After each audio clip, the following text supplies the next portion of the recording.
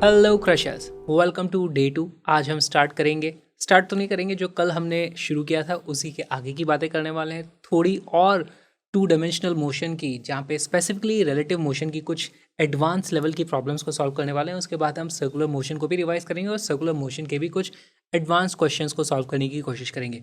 लेकिन इससे पहले आपने जो हमारी मंथ सीरीज़ है, जहाँ पर हम बेसिक से एडवांस तक की पढ़ाई करते हैं, बेसिक वाली चीज़ें आपकी क्लियर होनी चाहिए। तो आपने, मैं अज्यूम करके चल रहा हूँ कि आपने बेसिक्स वाले वीडियोस देख लिए हैं, उसके बाद ही आप यहाँ पर आए हो। अगर आपने वो वीडियोस नहीं कवर किए हैं तो उसके नोट्स को आप क्विकली रेफर कर सकते हो। पीडीएफ्स के लिंक आपको डिस्क्रिप्शन में मिल जाएंगे और उसके बाद ही इस वीडियो को आप स्टार्ट करना।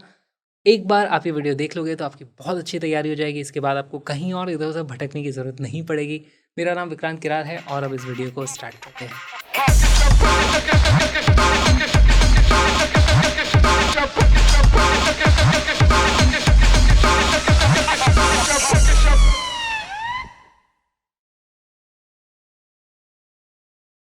बात करते हैं रिलेटिव मोशन की टू डायमेंशन में। तो टू डायमेंशन में हमारे पास देखो किस तरीके की प्रॉब्लम्स होती हैं। या तो रिवर बोर्ड प्रॉब्लम हो जाएगी, या फिर प्लेन उड़ रहा है, हवा चल रही है, उसके कारण प्लेन ड्रिफ्ट होता जा रहा है, या फिर समुद्र में प्लेन चल रहा है, या फिर एक स्विमर है एक रिवर में। इस तरह के बहुत सारे कॉम्बिनेशंस बनाए जा सकते हैं।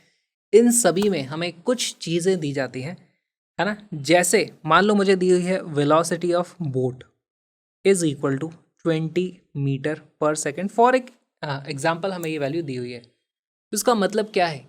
ये जो स्पीड है ये एक्चुअली बोट की कैपेसिटी को दर्शाती है कि बोट में कितना पोटेंशियल है, वो कितनी तेज़ी से चल सकती है। उसमें इंजन लगा हुआ होगा, उसकी कुछ पावर होगी, उसके हिसाब से वो 20 मीटर पर सेकंड के हिसाब से चल रही है। लेकिन वो चल रही है रिवर के ऊपर, है ना। तो ये जो वेलोसिटी है ये एक्चुअली होती है हमारे पास, this is velocity of boat with respect to river. हमें ये समझना चाहिए। या फिर इसको आप बोल सकते हो वेलोसिटी इन स्टिल वाटर, है ना, वेलोसिटी इन स्टिल वाटर। अगर विंड के केस में बात हो रही है, प्लेन उड़ता है, तो फिर उसको बोलेंगे कि बिना विंड की स्पीड के हमारे पास प्लेन इतनी तेजी से उड़ता है। ठीक, यहां से हम इसको बना देंगे कुछ, देखो, velocity of boat minus velocity of river, है ना, विद रेस्पेक्ट टू ग्राउंड कर दो, विद रेस्पेक्ट टू ग्राउंड कर दो, is equal to same as velocity of boat with respect to river. इस तरीके से भी आप लिख सकते हो, पर यूजुअली हम इसको किस तरीके से लिखते हैं, इसे आप दूसरी तरफ ले जाओ और यहाँ पर कर दो प्लस। हमारे लिए यही काम की चीज़ होती है। Velocity of boat with respect to ground is velocity of boat with respect to river plus velocity of river with respect to ground. Feel करने की कोशिश करेंगे ताकि कन्फ्यूजन कोई भी ना बचे हमारे जहन में। हमारे पास इस तरीके से, मान लो कोई बोट जा रही है और कैसे जाएगी, तो यहाँ पे आप इस तरीके से देखो, रिवर इस तरफ बह रही है यू से, हमने बोट को चला दिया है इस तरफ वी से, है ना, at an angle theta. Feel करने की कोशिश करो, बोट तो इधर चलेगी लेकिन रिवर बह रही है इस तरफ, तो रिवर उसको अपने साथ बहा के ले जाएगी। और कितना बहा के ले जाएगी, तो वो उसमें बेसिकली इस रिवर की जो स्पीड है वो इस तरीके से ऐड हो जाती है। यू यहाँ पे ऐड हो जाएगा। यहाँ पे मैं यू को फिर से सेम कलर में बना देता हूँ इस तरीके से। तो हमारे पास रिजल्टेंट वेलोसिटी यहाँ पर ये हो जाता है, ये हो जाएगी velocity of boat with respect to ground. Feel कर पा रहे हो, रिजल्टेंट वेलोसिटी ये है। ये क्या थी, velocity of boat with respect to river, है ना। तो इसको हम लिखेंगे velocity of boat with respect to river, velocity of boat with respect to river. और ये है हमारे पास velocity of river with respect to ground. तो आप इसको फील कर पाओगे, velocity of boat with respect to river plus velocity of river with respect to ground is velocity of boat with respect to ground. तो graphically भी आपको ये सारी चीज़ें समझ में आनी चाहिए। अच्छा, यहाँ पे फटाक से अगर मैं एक एग्जांपल ही ले दूँ कि ये मेरे पास एक्स डायरेक्शन है, ये मेरे पास वाई डायरेक्शन है, तो क्या हम चीज़ों को लिख सकते हैं? यहाँ पर देखो, हमारे पास फाइनली जो बोट की वेलोसिटी आ जाएगी एक्स, है ना, वी एक्स जो आ जाएगी, नेट फाइनल आ जाएगी, उसकी वैल्यू कितनी हो जाएगी? देखो, इस दिशा में यू है और इस दिशा में ये कुछ कम हो रही है हमारे पास, तो बेसिकली वैल्यू हो जाएगी u minus V sine theta.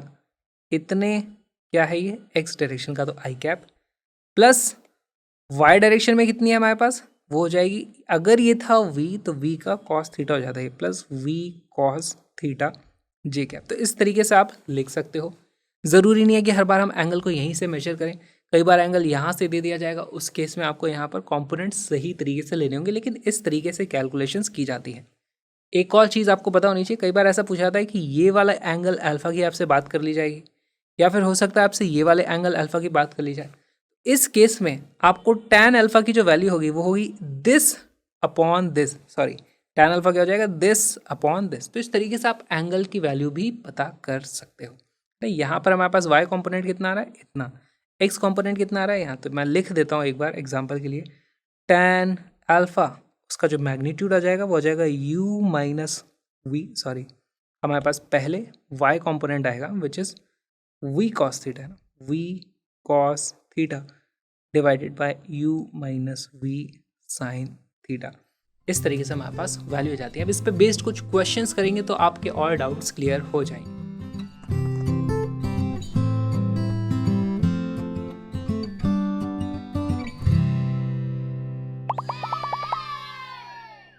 Rain man problem, इसमें हमें क्या चीज़ का ध्यान रखना होता है कि भाई हमें छाता उस तरफ करना है जिस तरफ से हमें रेन आती हुई दिखाई दे रही है।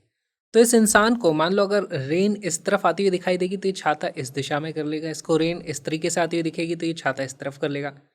अगर ये चलने लगेगा तो अब इसको रेन कुछ अलग तरीके से आती हुई दिखाई देगी, तो फिर उसके हिसाब से इसे अपने छाते का डायरेक्शन चेंज करना पड़ेगा। तो हम हमेशा जो छाते का डायरेक्शन रखते हैं, हम क्या चीज़ का ध्यान रखते हैं, सबसे ज़्यादा इंपॉर्टेंट हो जाती है velocity of rain with respect to man या वुमेन, या जो भी हमारे पास सिचुएशन है उसके हिसाब से आप चीज़ें देख सकते हो। अब इसमें देखो, अगर हमारे पास हॉरिजॉन्टल वाला केस है इस तरीके से, है ना, तो यहाँ पर हमारे पास जो इंसान है वो या तो इधर जा सकता है या इधर जा सकता है, उसके पास दो ही ऑप्शन बचते हैं। साथ में हमारे पास जो रेन होगी वो या तो इस तरीके से गिर रही होगी। ऐसे केस में हम क्या करते हैं, एक्स एक्सिस आप इस दिशा में ले लो, एक्स एक्सिस वाई एक्सिस आप इस दिशा में ले लो, तो आपकी चीज़ें बहुत आसान हो जाती है। अगर हम बोलते हैं कि इंसान ने छाते को इस तरीके से वर्टिकली पकड़ा हुआ है, इसका मतलब क्या हो गया कि उसको रेन सीधी आती हुई नजर आ रही है। ऐसे केस में मान लो, एक बात बताओ, फील करने की कोशिश करो, अगर रेन इस तरीके से गिर रही है, इंसान यहाँ खड़ा हुआ है तो उसको छाता ऐसे रखना पड़ेगा। अगर ये और इस तरफ चलेगा तो उसको और रेन ऐसे टेढ़ी आती हुई दिखाई देगी, तो उसको छाते का एंगल और ऐसे करना पड़ेगा। अगर वो इस तरफ चलना शुरू कर दे तो ऐसा हो सकता है कि इसका इस दिशा में एक्स कॉम्पोनेंट और इस रेन का इस दिशा में एक्स कॉम्पोनेंट दोनों अगर सेम हो गए तो उसको रेन सिर्फ नीचे वर्टिकल आती हुई दिखाई देगी। उस केस में वो छाते को वर्टिकल इस तरीके से रख सकता है। ठीक है, सेम चीज़ यहाँ पर होगी, बस यहाँ पर हमें किस चीज़ का ध्यान रखना है कि भाई अगर आप एक्स एक्सिस ऐसे एक्स और ऐसे वाई ले लोगे, कंपोनेंट्स ब्रेक करना, उनको मैच करा पाना बहुत ही मुश्किल हो जाता है। इसलिए इस केस में हम क्या करते हैं, एक्स एक्सिस तो आप ले लो इस तरीके से इंक्लाइन के डायरेक्शन में, और वाई एक्सिस ले लो आप इस तरीके से वाई। ठीक है, अब आप रेन की कोई भी वेलोसिटी अज्यूम कर सकते हो। तो वेलोसिटी ऑफ रेन मान लो हमने इस तरीके से अज्यूम कर ली, रेन इस तरीके से आ रही है। इसके कंपोनेंट्स अब हम तोड़ेंगे। देखो ये है वेलोसिटी ऑफ रेन, इसके कंपोनेंट आप एक्स और वाई डायरेक्शन में तोड़ना है ना, तो ये हमारा नया वाला जो वाई डायरेक्शन है ये आ जाता है हमारे पास वी वाई, ये आ जाता है हमारे पास क्या आ जाता है we x.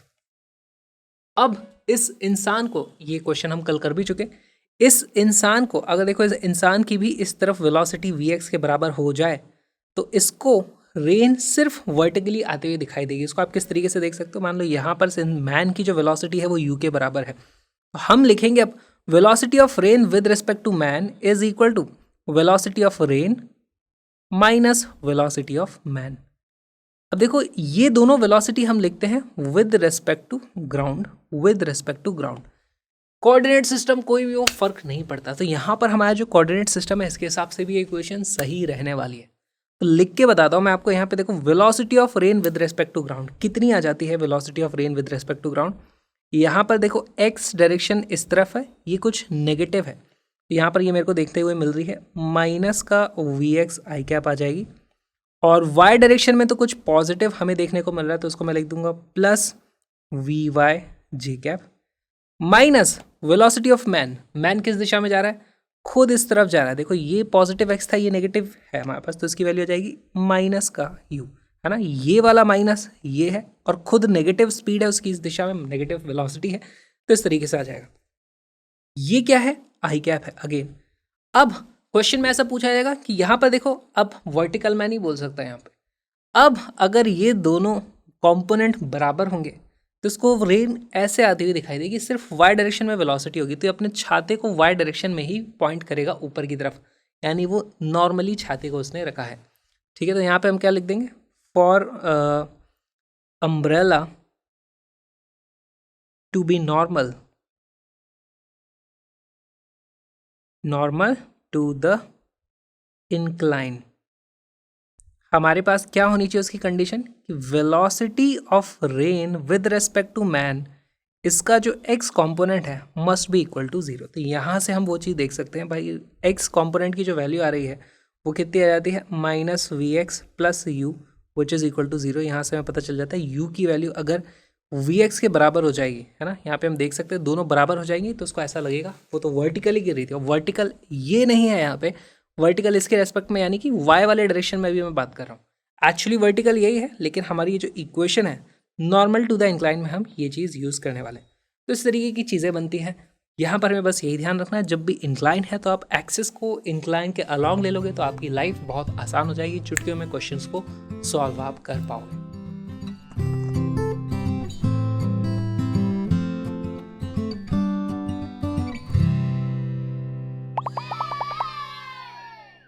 Flag fluttering problem, इसमें क्या हो जाएगा, हमारे पास फ्लैग फ्लटर करता है। फ्लैग फ्लटर क्यों करता है, क्योंकि हवा चलती है, इधर से फूंक मारोगे हवा चलेगी तो फ्लैग उस दिशा में फ्लटर करेगा।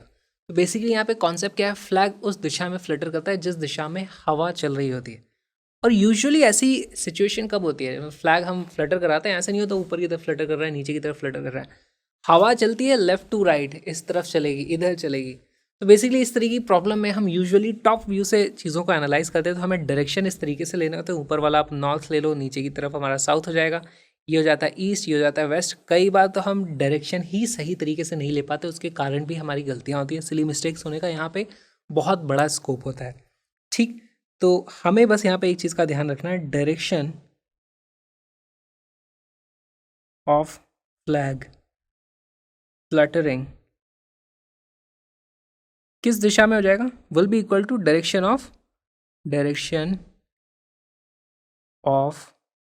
विंड। अब देखो डायरेक्शन ऑफ विंड है ना, डायरेक्शन ऑफ विंड भी तो रिलेटिव होता है, किस दिशा में जा रहा है, direction of wind velocity with respect to the flag. Feel करने की कोशिश करो, अगर हमारे पास यहाँ से इस तरीके से विंड है, मान लो है ना, विंड इस तरीके से है, और मेरे पास यहाँ पर फ्लैग जो है या किसी गाड़ी पे लगा हुआ था, मैं टॉप व्यू देख रहा हूँ, तो वो यहाँ पे रेस्ट पे था, तो फ्लैग इस दिशा में हमारा फ्लटर करेगा, है ना, लहरा रहा है इस तरीके से, ऐसे हमें देखने को चीज़ मिलेगी। अब एक बात बताओ, अगर मैं इसको यहाँ से इस तरीके से वेलोसिटी दे दूँ, विंड को तो कुछ नहीं फर्क पड़ेगा, विंड तो एज इट इज़ रहने वाली है। ठीक, अब मैंने इस जो हमारा ये था, इसको मैंने बहुत ज़्यादा इस दिशा में वेलोसिटी दे दी इस तरीके से, तो इसके रेस्पेक्ट में विंड की वेलोसिटी क्या है। तो लेट्स से ये चीज़ जो थी हमारी, इसको मैं बोल देता हूँ कार। मुझे पता करना है velocity of wind with respect to car, वो क्या हो जाएगी, velocity of wind minus velocity of car, ये हो जाएगा विद रेस्पेक्ट टू ग्राउंड, ये हो जाएगा विद रेस्पेक्ट टू ग्राउंड, दोनों को विद रेस्पेक्ट टू ग्राउंड आप कर सकते हो। Velocity of wind with respect to ground, ये तो हमें क्वेश्चन में दी हुई है ना, ये है velocity of car with respect to ground, velocity of car with respect to ground भी यहाँ पर है, लेकिन इन दोनों को माइनस करना है। क्या आप इनको वेक्टोरियली माइनस कर सकते हो, देखो वेक्टोरियली जब माइनस करना है तो हमारे पास एक वेक्टर ये है, दूसरा वेक्टर हमारे पास ये है, तो उसको आप नेगेटिव करके ऐड कर दो, तो बेसिकली ये मेरे पास आ जाता है वेलोसिटी ऑफ, क्या चीज़ आ जाएगा ये, यहाँ से मैं इस तरीके से लिख सकता हूँ, this is what, this is minus V, है ना, velocity of car with respect to ground, ये था हमारा velocity of car with respect to ground. तो अब इसका जो रिजल्टेंट आ रहा है वो किस दिशा में आ रहा है, यहाँ पर इस दिशा में आता हुआ मुझे दिख रहा है, this is velocity of wind with respect to car.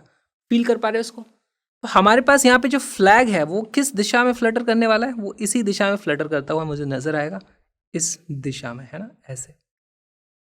तो ये चीज़ आपको समझनी है, इसी तरीके के क्वेश्चंस बनते हैं। अब आप इस चीज़ को एनालिटिकली कर लो, है ना, अगर आई कैप जे कैप की टर्म्स में दी हुई है तो आप इस तरीके से कर सकते हो।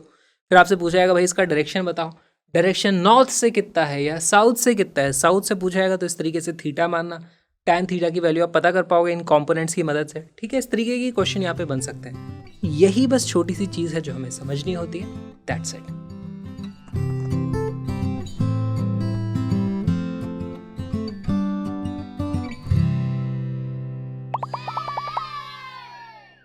A particle P is projected at time t is equal to 0 from a point on the surface of a smooth inclined plane as shown in the figure. Simultaneously, another particle Q is released on the smooth inclined plane from the same position. तो हमारे पास यहाँ से इसको इस तरीके से project कर दिया। इसमें हमें एक चीज़ बता दी गई कि भाई ये 90 डिग्री पर है। ये बहुत इंपॉर्टेंट चीज़ है, और क्योंकि इसका एंगल भी नहीं दिया हुआ है ना, तो नहीं तो दिया होता कि यहाँ से इस तरीके से कुछ थीटा एंगल है, यहाँ पे कुछ थीटा, कुछ तो दिया होता, नहीं दिया। और डायग्राम इस तरीके से 90 डिग्री के एंगल पर है। P and Q collide after 4 seconds, then choose the correct option। तो हमें यहाँ पर कुछ करेक्ट ऑप्शंस बताना है, और सॉल्व करना उतना मुश्किल नहीं है जितना ज़्यादा मुश्किल यहाँ पर ऑप्शंस चूज़ करना हो सकता है, क्योंकि ऑप्शंस थोड़े ट्रिकी हैं। तो पहली चीज़ तो आपको इसको सॉल्व करना है। अब देखो होगा क्या यहाँ पर सबसे पहली चीज़ इन दोनों के मोशन को एनालाइज करने के लिए मेरे लिए जो रेफरेंस फ्रेम मुझे चुन लेना चाहिए वो इस तरीके से होना चाहिए। भाई आप इसको तो ले लो x, इसको ले लो y। बहुत ही सिंपल, इससे हमारी लाइफ हो जाने वाली है। अब देखो यहाँ पर हमारे पास x डायरेक्शन में कुछ एक्सेलरेशन होगा। अगर ये वाला एंगल हमारे पास 60 डिग्री है तो एक mg का फैक्टर होता है जो इसको स्लिप कराता है इस तरीके से, है ना। उसके कारण उसका कुछ एक्सेलरेशन आता है इस दिशा में, और एक्सेलरेशन कितना आ जाता है, वो आता है इस दिशा में। हमारे पास जो एक्सेलरेशन होगा वो हो जाएगा g साइन थीटा। ये चीज़ आपको पता होनी चाहिए। इस दिशा में हमारे पास एक्सेलरेशन की वैल्यू जाएगी g साइन 60 डिग्री, है ना, g साइन 60 डिग्री। ठीक, क्या ये दोनों का एक्सेलरेशन होगा? आप बोलोगे सिर्फ एक ही पार्टिकल तो है जो इस तरीके से स्लिप कर रहा है, दूसरा वाला तो फ्री फ्लो हो रहा था, वो तो उसका तो पूरे का पूरा नीचे की तरफ एक्सेलरेशन होगा g के बराबर। तो हाँ, उसका नीचे की तरफ एक्सेलरेशन g ही होगा, लेकिन उसको मैं कंपोनेंट में तोड़ूंगा तो ये आ जाएगा हमारे पास। देखो ये एंगल भी थीटा हो जाता है, ये हो जाता है हमारे पास, सॉरी ये वाला एंगल मेरे पास थीटा हो जाता है, ये हो जाएगा हमारे पास g साइन थीटा, इस तरफ हो जाएगा g कॉस थीटा। उसका नेट एक्सेलरेशन g के ही बराबर है, लेकिन along the x axis g sine theta दोनों का एक्सेलरेशन हो जाएगा। एक चीज़ मैं यहाँ पर लिख सकता हूँ, acceleration of p is equal to acceleration of q, है ना, इन x डायरेक्शन, और उसकी जो वैल्यू है वो है हमारे पास g साइन थीटा के बराबर। दूसरी चीज़ हमें बोली गई है कि 4 सेकंड में दोनों यहाँ पे आके टकरा जाते हैं। दोनों यहाँ पे आकर के 4 सेकंड में टकरा जाएंगे, और वो सिर्फ तब टकरा सकते हैं, देखो एक यहाँ से रेस्ट से इस तरफ निकला था, और दूसरा भी यहाँ से आप देखोगे इसकी वेलोसिटी सिर्फ ऊपर की तरफ है, यानी कि इसकी इस दिशा में कोई वेलोसिटी नहीं थी। यानी अगर मैं एक्स डायरेक्शन की बात करूँ, दोनों एक्स डायरेक्शन में दोनों की यू एक्स की वैल्यू 0 है ना, u X is equal to 0 for both. अगर ऐसा होगा तभी तो देखो कभी ना कभी तो ये यहाँ से इस तरीके से पैराबोलिक मोशन करते हुए इस तरीके से आएगा कहीं, और तब तक ये इस तरीके से आएगा। दोनों की एक्स डायरेक्शन में हमारे पास सेम स्पीड सेम एक्सेलरेशन होगा, तभी तो एक्स डायरेक्शन में वो सेम डिस्टेंस ट्रैवल करेंगे। फिर इसके वाई की वैल्यू पहले बढ़ेगी, फिर इस तरीके से कम होगी, और फिर वहाँ पे आके टकरा जाएगा। तो अब यहाँ पर आप इस क्वेश्चन को सॉल्व करो और बताओ इनमें से कौन सा वाला ऑप्शन सही है। तो वीडियो को पॉज करो, क्वेश्चन को सॉल्व करो।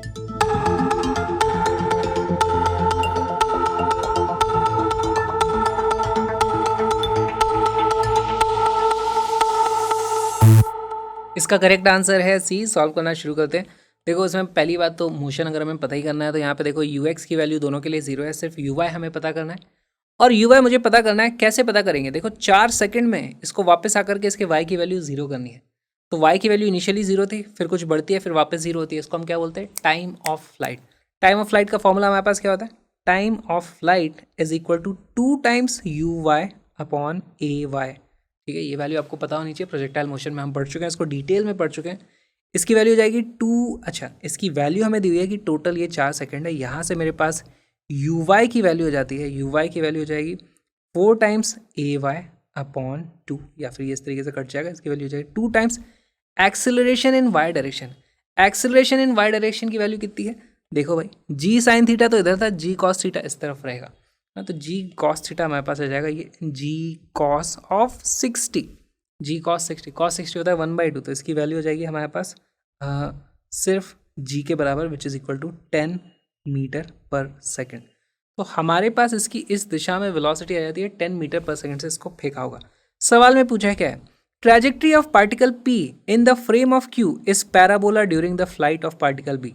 अब देखो पी की जो ट्रैजेक्टरी है, हमें पता है पी यहाँ पे प्रोजेक्टाइल मोशन कर रहा है, तो ये होने तो पैराबोला वाला है, इस तरीके से कहीं होगा, ऐसे दूसरे कलर से बनाते हैं इसको, होगी तो ये गारंटीड है किस तरीके से, पैराबोला, ठीक है, parabola, but it is a parabola with respect to ground. हमको पता करना है विद रेस्पेक्ट टू क्यू। तो देखो विद रेस्पेक्ट टू क्यू आपको मोशन स्टडी करने के लिए क्या करना पड़ेगा, देखो मैं वेलोसिटी लिखने की कोशिश करता हूँ, या फिर पहले आप इसको ऐसे ही फील कर लो। अगर मैं क्यू से पूछूं तो क्यू जब भी इस तरफ आएगा तो उसकी कुछ एक्स कोऑर्डिनेट की वैल्यू होगी, और क्योंकि ये जो पी था उसकी भी इनिशियली इस दिशा में वेलोसिटी सेम थी, दोनों का एक्सेलरेशन इस दिशा में सेम है, तो उसका भी एक्स कोऑर्डिनेट हमेशा सेम रहने वाला है। अगर दोनों का एक्स कोऑर्डिनेट हमेशा सेम है तो क्यू क्या सोचेगा कि भाई मैं जहाँ भी जाता हूँ पी मेरे ऊपर होता है, मैं यहाँ जाता हूँ पी मेरे ऊपर यहाँ जाता है, मैं जाता हूँ मेरे ऊपर यहाँ जाता है, तो उसको लगेगा भाई मैं यहाँ था पहले तो यहाँ से ऊपर गया होगा ये, फिर जब मैं यहाँ आया हूँगा तो वो यहाँ रहा होगा, फिर जब मैं यहाँ आया हूँगा तो यहाँ रहा होगा, जब मैं यहाँ आया हूँगा तो यहाँ रहा होगा, हमेशा वो मेरे ऊपर ही है, ऐसा क्यू सोच सकता है ना। तो मैं यहाँ पे लिख सकता हूँ u X and a X equal to same for both. इसका मतलब x equal to same for p and q। इसका मतलब हमेशा q को ऐसा लगेगा p मेरे पास ऊपर जाकर के नीचे ही तो आया है, ऊपर जाकर के नीचे ही तो आया है। इसका मतलब उसको दिखेगा कि एक लीनियर मोशन हुआ, उसको पैराबोला नहीं दिखेगा, उसको स्ट्रेट लाइन का मोशन दिखेगा, ऊपर जाकर के नीचे आ गया है। जैसे हम ट्रेन में होते हैं और हम बॉल को इस तरीके से उछालते हैं, एक्चुअली में पैराबोला हो रहा होता है, लेकिन हमें क्या लगता है बॉल ऊपर गई है नीचे आई है। सेम चीज़ यहाँ पर हो रही है, बस एक इंक्लाइन पर वो हो रही है। ये तो हमारे पास लीनियर पाथ दिखाई देगा, तो ये हमारे पास गलत हो जाता है, A is not correct answer. Speed of projection of P is 20 metre per second, नहीं, हमारे पास इस डायरेक्शन का कॉम्पोनेंट 10 आ गया, इस डायरेक्शन का कॉम्पोनेंट 0 था, तो ये भी हमारे ऑप्शन गलत हो जाता है, A is wrong, B is wrong. Next देखो, relative velocity of particle P in the frame of Q changes linearly with time during the flight of p। अब देखो हमें velocity of p with respect to q पता करना है। velocity of p with respect to q वो क्या हो जाएगी, वो जाएगी velocity of p minus velocity of q।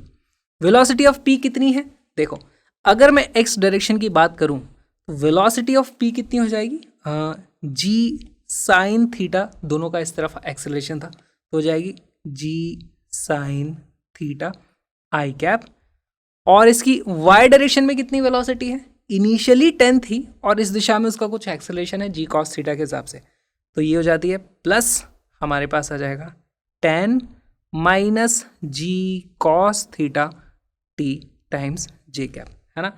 I cap और जे कैप में मैंने वीपी को लिख दिया है ना, ये वेक्टर कर दो, इसको ही वेक्टर कर दो, माइनस वी ऑफ हमारे को क्यू की वैल्यू पता करनी है, तो वी क्यू क्या लिखोगे आप, वी क्यू भी देखो एग्जैक्टली सेम हो जाएगी, यहाँ पर 0 से स्टार्ट हुआ था और इस तरफ इसका कुछ एक्सेलरेशन है ना, उसकी वैल्यू, अच्छा यहाँ पर टी भी तो लगाना पड़ेगा हमें, acceleration multiplied by time t, same चीज़ हो जाएगा उसके लिए भी g sine theta t i cap.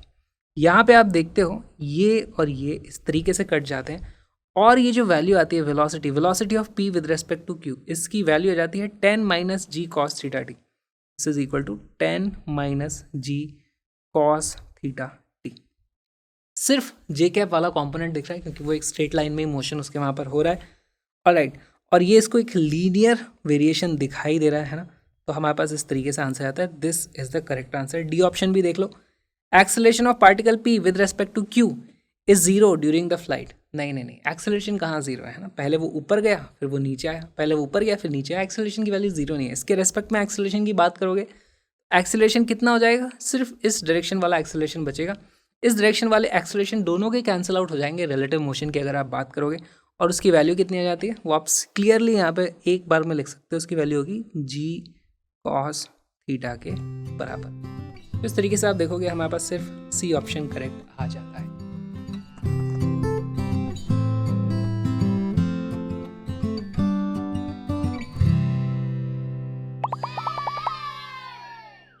ये बहुत ही अच्छा सवाल है, सॉल्व करेंगे साथ में, मजा आएगा इसमें।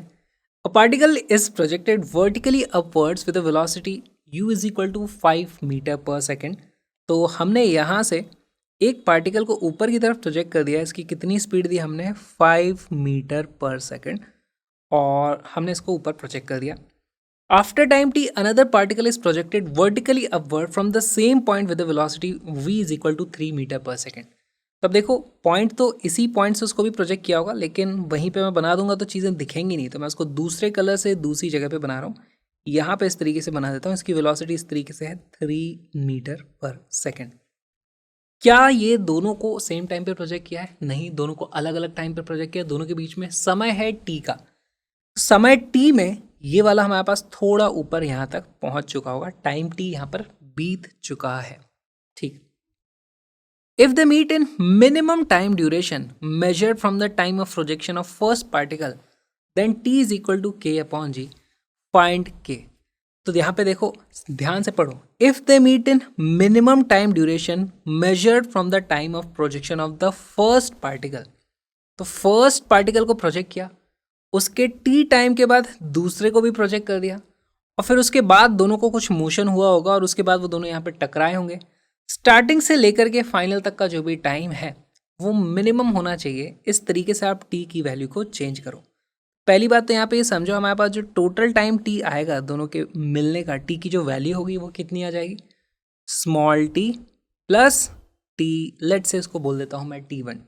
जहाँ पर t1 क्या चीज़ है, t1 वो टाइम है जब हमारे दोनों पार्टिकल्स प्रोजेक्ट हो चुके हैं और उसके बाद उनको टकराने में कितना टाइम लगता है ना। ये collision time to collide after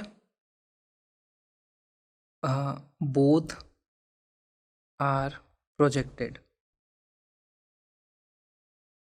ठीक। अब ये भी आप देखोगे टाइम का फंक्शन आएगा। किस तरीके से इसको आपको अप्रोच करना है, देखो आपको इस तरीके से अप्रोच करना है कि भाई पहले तो टी टाइम में हमारा ये वाला पार्टिकल यहाँ तक पहुँच चुका होगा, तो इन दोनों के बीच में कुछ डिस्टेंस आ जाता है।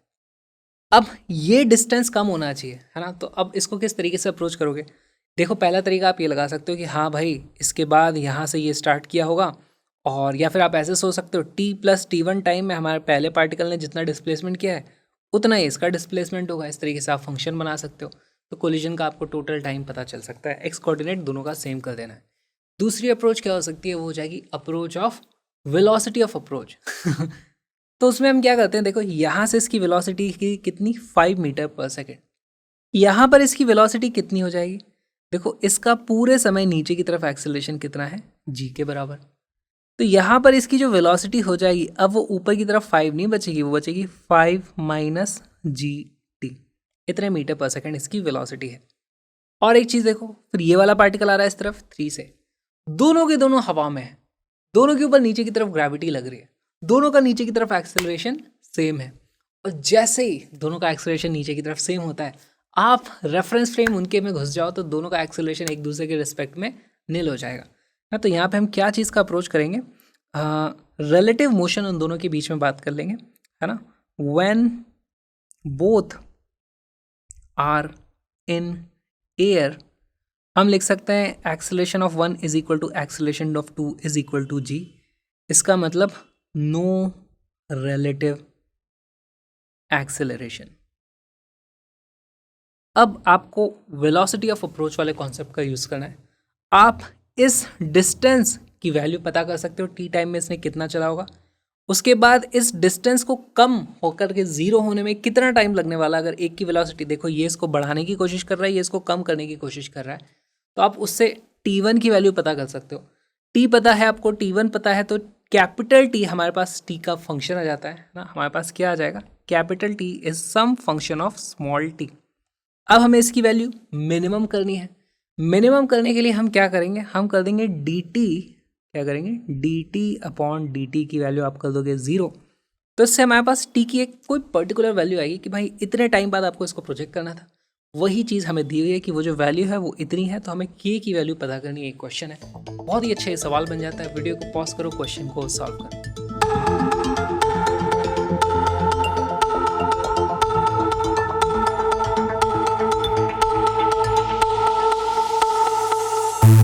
इसका करेक्ट आंसर है 6। सॉल्व करते हैं कैसे, तो सबसे पहले तो हम एक काम करते हैं, हमारे पास ये वाला जो डिस्टेंस है इस डिस्टेंस को देखो क्या लिख सकता हूँ मैं, इसको मैं लिख दूंगा this distance D is equal to, D की वैल्यू कितनी हो जाएगी भाई, यहाँ से ये चला था, ऊपर की तरफ वेलोसिटी 5 थी और नीचे की तरफ एक्सेलरेशन हमारे पास जी था, तो उसकी वैल्यू हो जाएगी 5t minus half G T square.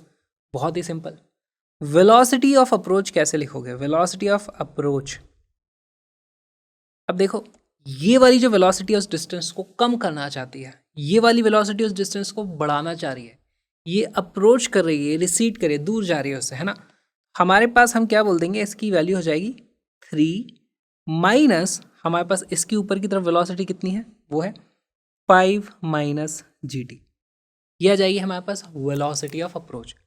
हमारे पास डिस्टेंस है, हमारे पास वेलोसिटी ऑफ अप्रोच है, तो हमें जो टाइम t1 लगने वाला है दोनों के टकराने में, वो टाइम पता चल जाएगा।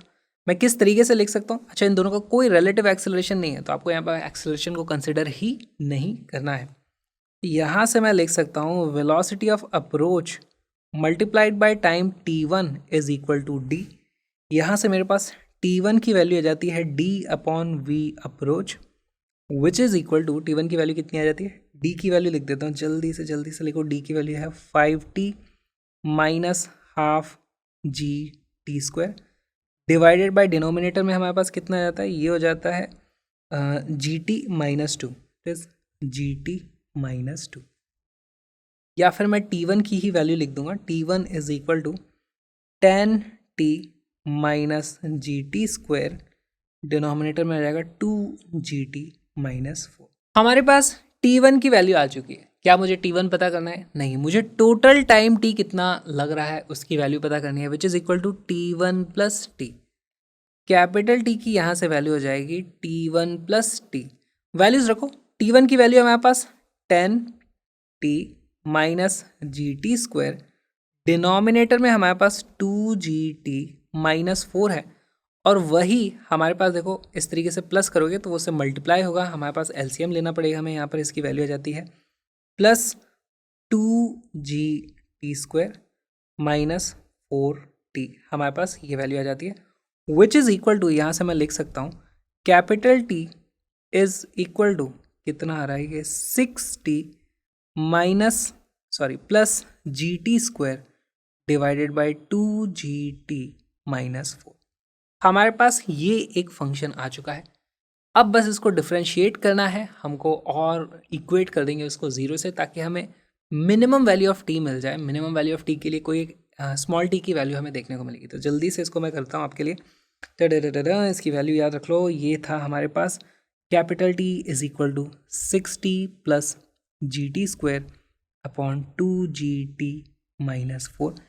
हमें करना है dt अपॉन dt की वैल्यू 0 फॉर मिनिमा या मैक्सिमा, जो भी चीज़ आनी है मिनिमा ही आने वाला है, और तो कुछ आएगा नहीं यहाँ पर। इसको जल्दी से डिफ्रेंशिएट कर दोगे तो यहाँ पे देखो, पहले इसको डिफ्रेंशिएट करूँगा इससे मल्टीप्लाई करके, तो आ जाएगा मेरे पास 6 प्लस 2gt, है ना, मल्टीप्लाई कर दो आप इसको 2gt माइनस 4 से, माइनस अब इसको ऐसे ही रहने दो, इसको डिफ्रेंशिएट करो तो ये आ जाएगा 6t plus g T square, और इसको डिफ्रेंशिएट करोगे तो अंदर नीचे बचेगा मेरे पास 2g, बस इतना ही बचेगा।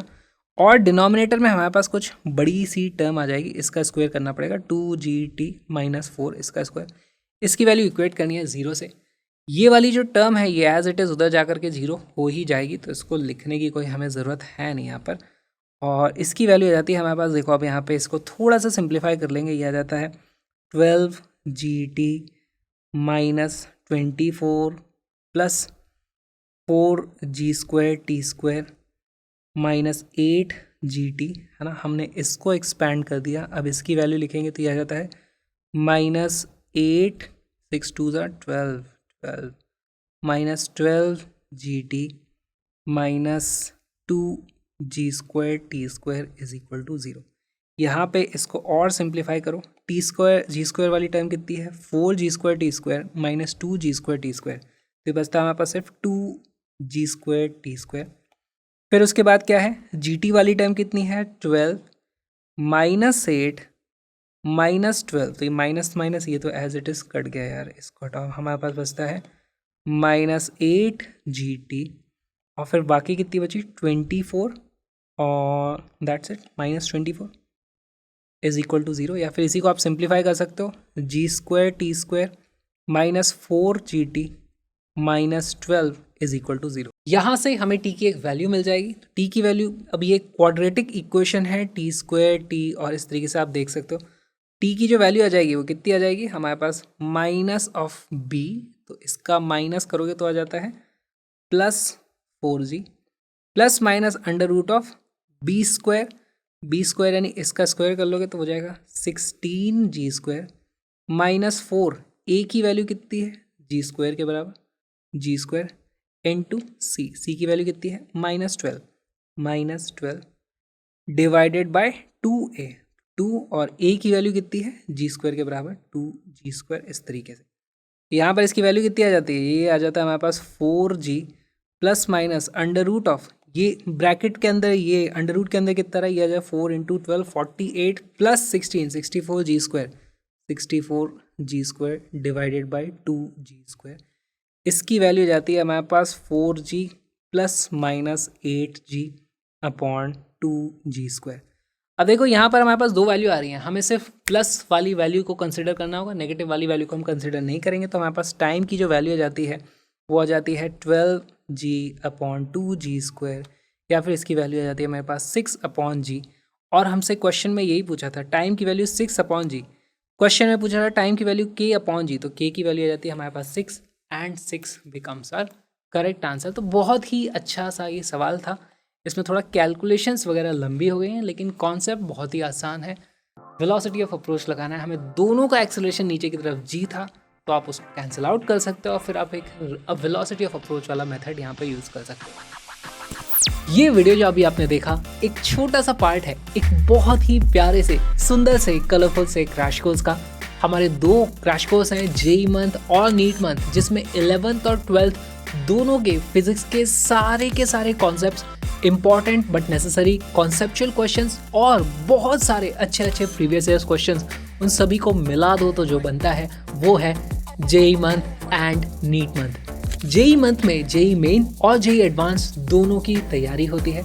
नीट मंथ में नीट स्पेसिफिक वीडियोस हैं, लेकिन as a bonus JEE Main के वीडियोस भी मिलते हैं, तो आप उनसे भी तैयारी कर सकते हो। ये दोनों ही क्रैश कोर्स पूरी दुनिया के इकलौते कलरफुल क्रैश कोर्स हैं, जहां पर हर एक कॉन्सेप्ट को समझाने के लिए मैंने कस्टम मेड ग्राफिक्स को हाथ से बनाया है। उनका फायदा क्या होता है, आपको कॉन्सेप्ट एक बार में समझ में आ जाता है और ये चीजें याद रहती हैं। हर एक ग्राफिक को आप फ्री में डाउनलोड कर सकते हो, link is in the description. सारी पीडीएफ अभी के अभी डाउनलोड करा के आप प्रिंट करा सकते हो, या फिर आप चाहो तो इन सभी को मिला करके एक मैंने बहुत ही अच्छी हैंडबुक बना दी है, उसका प्रिंट आउट भी खरीद सकते हो, ताकि आप किसी भी बुक का या किसी भी और टेस्ट सीरीज के क्वेश्चंस की प्रैक्टिस कर रहे हो तो एक हाथ में आपके पास हैंडबुक रहेगी, तो आप जल्दी फॉर्मूले रिवाइज कर पाओगे, इंपॉर्टेंट कॉन्सेप्ट्स को रिवाइज कर पाओगे और अपनी तैयारी स्पीड अप कर पाओगे। कलरफुल नोट्स की प्रिंटेड हैंडबुक का लिंक भी डिस्क्रिप्शन में है, साथ में मेरे ऑल इंडिया रोड ट्रिप के व्लॉगिंग सीरीज का लिस्ट, तो उसको भी आप देख सकते हो।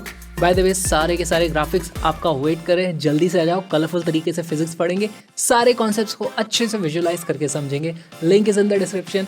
हम मिलेंगे अगले वीडियो में।